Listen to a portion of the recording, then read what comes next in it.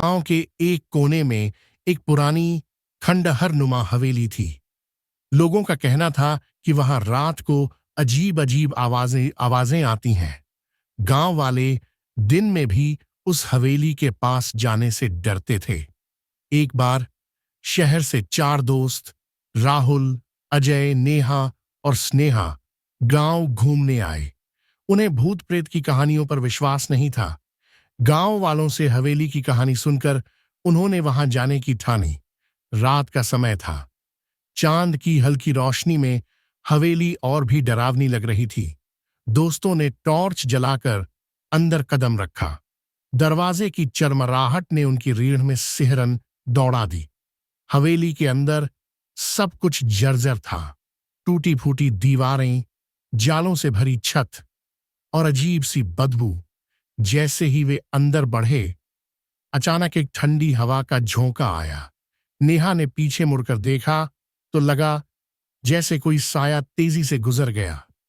यह सिर्फ हवा है, अजय ने हंसते हुए कहा, लेकिन उसकी हंसी में भी डर झलक रहा था। वे एक बड़े हॉल में पहुंचे। वहां दीवार पर एक पुरानी पेंटिंग लगी थी। पेंटिंग में एक महिला का चेहरा था जिसकी आंखें उन्हें घूरती हुई लग रही थीं।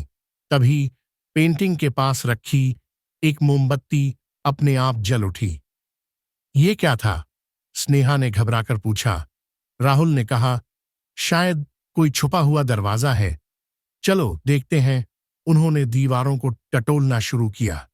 तभी एक दरवाजा अचानक जोर से खुला और जोरदार हंसी की आवाज आई।